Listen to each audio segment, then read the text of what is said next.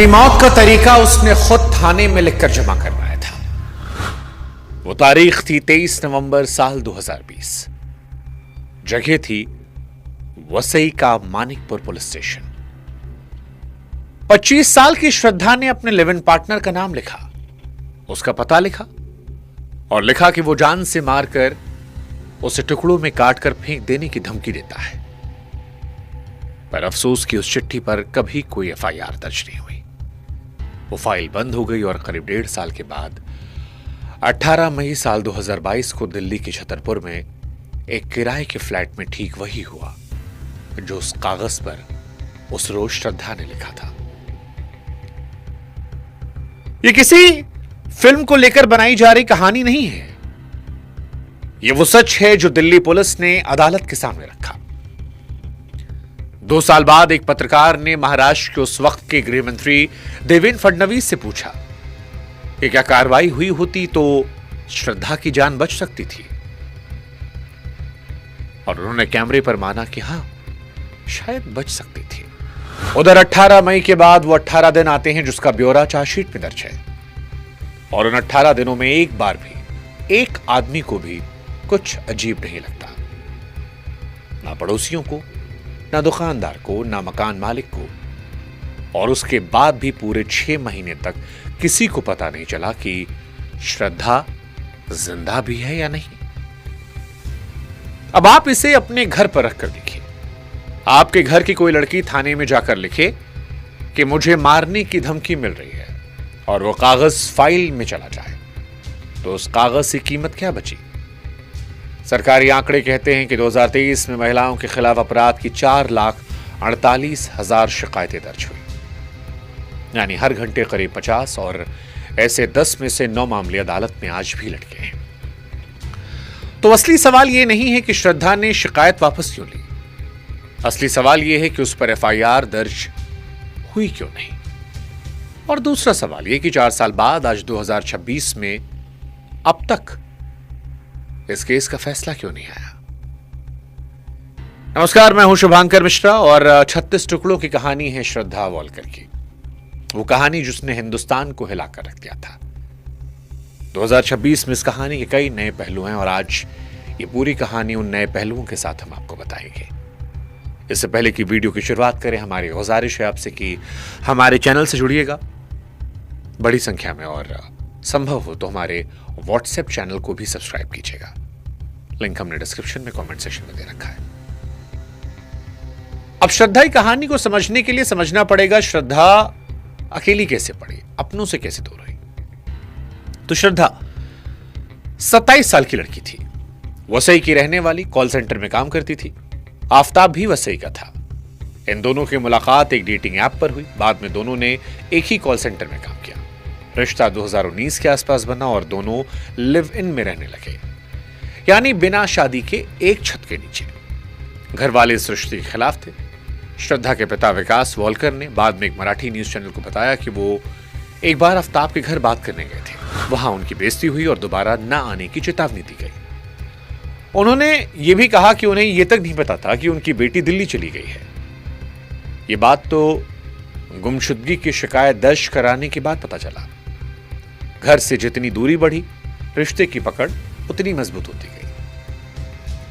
अब दोस्तों की माने तो हालत घर से भी पहले खराब हो चुकी थी।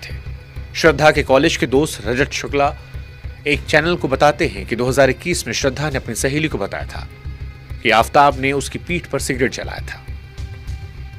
दोस्त के मुताबिक वो लोग आफ्ताब से मिले और उसे धमकाया कि अगर ये चलता रहा तो पुलिस में शिकायत होगी, लेकिन शिकायत हुई नहीं, क्योंकि खुद श्रद्धा ने उनसे कहा कि एक मौका और देते हैं।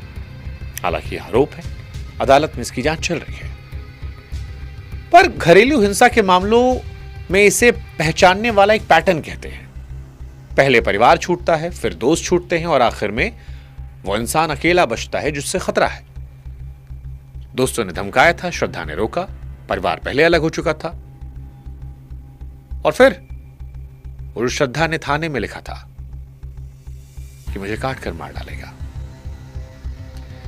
23 नवंबर 2020 को श्रद्धा वसई के मानिकपुर पुलिस स्टेशन पहुंचती है।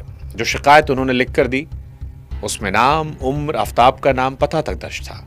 लिखा कि मारपीट करता है और एक दिन तो गला दबाकर जान से मारने की कोशिश की, टुकड़े टुकड़े में फेंकने की बात की। ये लिखा कि 6 महीने से मारपीट चल रही है, आफताब के घर वाले जानते हैं। और आखिर में वो लाइन जो अब पढ़ी नहीं जाती कि अगर श्रद्धा कहती है कुछ हो जाए तो इसके लिए जिम्मेदार वही आदमी माना जाए। अब इस चिट्ठी को देखिए, कोई एफआईआर दर्ज नहीं। वसई पुलिस के डीसीपी कहते हैं कि उस वक्त जो कार्रवाई जरूरी थी वो की गई, बाद में शिकायत करने वाले ने वापस ले ली तो लगा झगड़ा सुलझ गया, मामला बंद हो गया। लेकिन अखबारों में छपा कि आफताब के माता पिता ने समझा बुझाकर एक मौका देने पर राजी कर लिया था, और अगर वो राजी नहीं होते शायद श्रद्धा जिंदा होती। खैर, सरकारी वकील ने साकेत कोर्ट को चार्जशीट का हवाला देकर बताया कि 23 नवंबर 2020 को श्रद्धा ने जिस तरीके से मारे जाने का डर जताया था, 18 मई 2022 को वही तरीका दोहराया गया।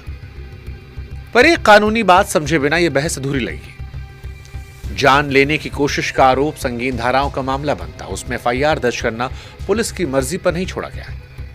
2013 में सुप्रीम कोर्ट के 5 जजों ने ललिता कुमारी मामले में तय किया था कि शिकायत के संगीन अपराध बनता दिखे तो एफआईआर दर्ज करना जरूरी है, और ऐसी धाराएं शिकायत करने वाले खुद वापस नहीं ले सकती, उन्हें सिर्फ हाईकोर्ट रद्द कर सकता है। यानी वापस लेने का सवाल तब आता जब कागज पर कुछ दर्ज हुआ होता, लेकिन अफसोस कुछ दर्ज हुआ नहीं। एक चिट्ठी लिखी गई, दस्तखत हुआ, फाइल बंद, और उस फाइल के बंद होने के 1.5 साल बाद वो हुआ जिसने हिंदुस्तान को हैरान कर दिया। 15 मई 2022 को श्रद्धा और आफताब दिल्ली में छतरपुर पहाड़ी के किराए के फ्लैट में शिफ्ट हुए। 3 दिन बाद 18 मई की शाम एक पड़ोसी ने दोनों के बीच तीखी बहस होती देखी। पुलिस ने अदालत को बताया कि यही आखिरी मौका था जब श्रद्धा को किसी ने देखा था। उसके तुरंत बाद उनका बैंक बैलेंस खाली कर दिया गया। चार्जशीट कहती है कि उसी शाम गला घोटकर हत्या हुई। 2 दिन बाद 300 लीटर का एक फ्रिज खरीदा गया और शव के 35 टुकड़े किए गए।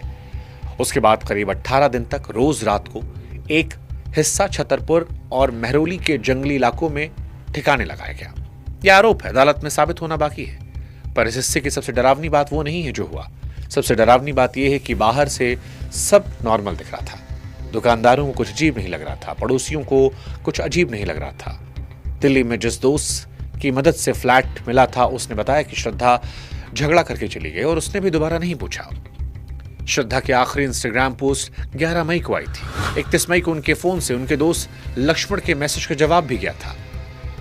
पुलिस का आरोप है कि वो जवाब श्रद्धा ने नहीं भेजा था और उसके बाद फोन से कुछ नहीं आया। वैसे चुप्पी एक आदमी ने तोड़ी। सितंबर 2022 लक्ष्मण नादर ने श्रद्धा के पिता को फोन करके बताया कि 2 महीने से फोन बंद है। इसके बाद पिता ने मानिकपुर थाने में गुमशुदगी की रिपोर्ट दर्ज करवाई। वसई पुलिस ने आफताब को 2 बार पूछताछ के लिए बुलाया और उसने दोनों बार पुलिस से यही कहा कि वो झगड़ा करके चली गई। दोनों बार वो कॉन्फिडेंस में दिखा, चेहरे पर कोई तनाव नहीं। पुलिस ने जाने दिया। मामला 8 नवंबर को दिल्ली पुलिस के पास पहुंचा। 12 नवंबर 2022 को गिरफ्तारी हुई। यानी एक दोस्त ने पूछा, पिता ने शिकायत की, और यह सब तब हुआ जब हत्या को 6 महीने बीत गए। पर पुलिस के पास कहानी होना एक बात है, अदालत में साबित करना दूसरी, और यही वो जगह है जहां केस अटका हुआ है। सवाल, श्रद्धा वॉलकर केस में अब तक क्या क्या हुआ, क्या नहीं हुआ। 24 जनवरी 2023 को दिल्ली पुलिस ने 6629 पन्नों की चार्जशीट दाखिल की। हत्या सबूत मिटाने की धाराओं में मई 2023 में आरोप तय हुए। आफताब ने आरोप कबूल नहीं किए, ट्रायल मांगा। अब एक बात समझ लीजिए, इसी पर पूरा केस है। पुलिस के सामने गुनाह कबूल कर लेना अदालत में सबूत नहीं माना जाता। पॉलीग्राफ या नार्को यानी झूठ पकड़ने वाली मशीन, बेहोशी में सवाल पूछने वाली जांच, उनके नतीजे भी अपने आप में सजा का आधार नहीं बनते। यानी किसी ने होते हुए नहीं देखा, हालात जोड़ जोड़ कर साबित करना है। इनमें सबसे अहम दिसंबर 2022 की वो बात कि महरौली के जंगल में मिली 13 हड्डियों का डीएनए श्रद्धा के पिता से मिल गया। आफताब का केस वकील अक्षय भंडारी देख रहे हैं। अब सरकारी पक्ष ने अदालत को बताया कि उसके पास 212 से ज्यादा गवाह है। कई दिल्ली के बाहर से आते हैं। मुकदमा 2023 से चल रहा है। फैसला अब तक आया नहीं है। अदालत ने खुद रफ्तार बढ़ाने के लिए रोजाना सुनवाई का इंतजाम किया है और आफताब के वकीलों की देरी करने वाली चाल पर सवाल उठाए। अब वो दलील जो हमारी बातें खिलाफ जाती है। कई वकील और औरतों के हक पर काम करने वाले लोग कहते हैं कि पुलिस हर बार शिकायत करने वाले की मर्जी खिलाफ एफआईआर दर्ज करने लगे तो नतीजा उल्टा पड़ सकता है। औरतें थाने आना बंद कर देंगी इस डर से कि एक बार बात दर्ज हुई तो फिर घर टूटेगा। ये दलील हल्की नहीं है, पर इसका जवाब भी सीधा है। शिकायत वापस लेने का मतलब खतरा टल जाना नहीं है। जहां शिकायत वापस होती है, जिम्मेदारी वहां खत्म नहीं होती, वहीं से शुरू होती है। इस केस को देखिए, 4 साल बीत गए, 212 गवाहों की फहरिस्त सामने है और अब तक फैसला नहीं है। अब जो बात इस कहानी में सबसे ज्यादा चुभती है वो ये कि साकेत कोर्ट ने 20 जुलाई 2026 से 27 जुलाई तक रोजाना सुनवाई इसलिए तय की थी कि मुकदमा जल्दी खत्म, पर 20 जुलाई की सुनवाई हुई नहीं।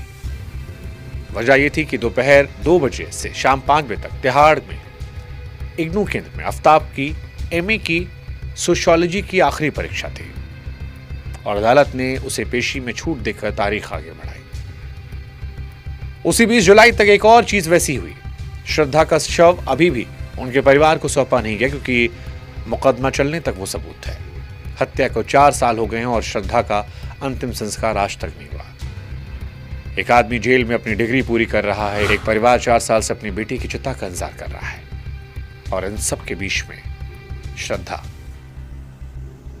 शायद कहीं और बैठकर ये देख रही है कि क्या उसे इंसाफ मिलेगा। आपको क्या लगता है? कमेंट सेक्शन में लिखिएगा।